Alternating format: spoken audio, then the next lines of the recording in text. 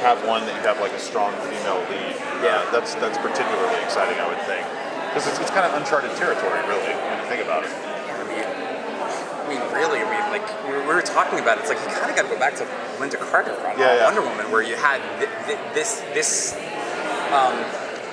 high-profile a comic book character, getting that opportunity, and it is really exciting. I mean, people have said it's like, are you worried about the glut of superhero shows? But this one feels so different, and it is because it's a woman, and that isn't well explored territory, and for us, usually when you see a female hero, and again, no disrespect to any of them, usually they've had to lose being female to be the hero. It's like, and by the way, I mean movies and characters that I love, but usually when you see like a hero, it's because she's badass, and it's like, and what we're saying is like, you can be badass and still be a girl.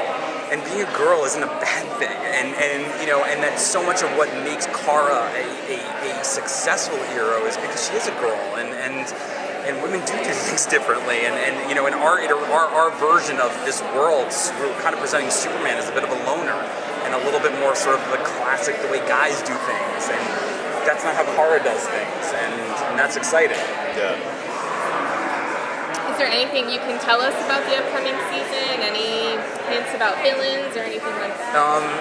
We're gonna have a bunch of comic book villains. I guess we're gonna announce some stuff tonight. So we want to save it for there.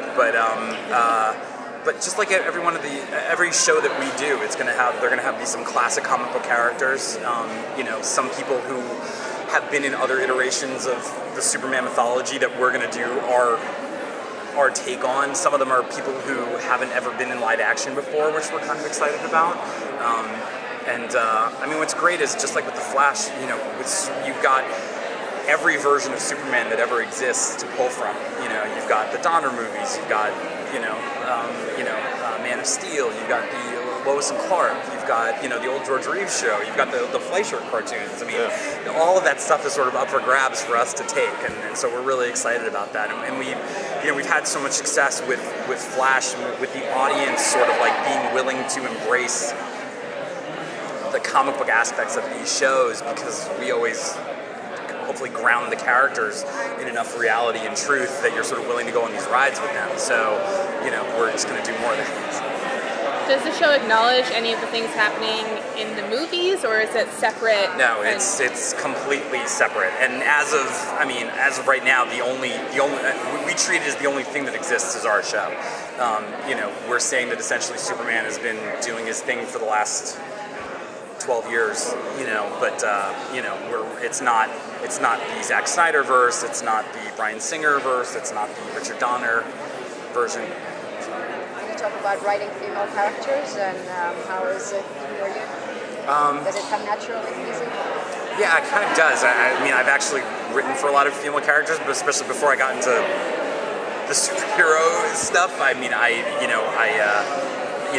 Let's just say I wrote for a lot of shows that my mother-in-law liked to watch, and I was very close to my sister. There's a lot of my sister inside Kara, but I think part of it is also like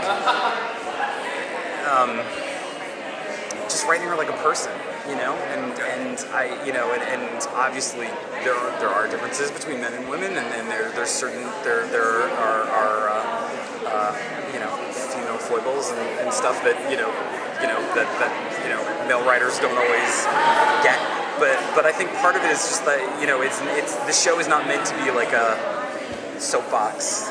She's just meant to be a person, and she's somebody who's got strengths and weaknesses, and somebody who is can laugh and cry and make mistakes, and I think it's making her an amazing person is sort of the most important part. Cool. Thanks everyone. Thank you so much for creating the show.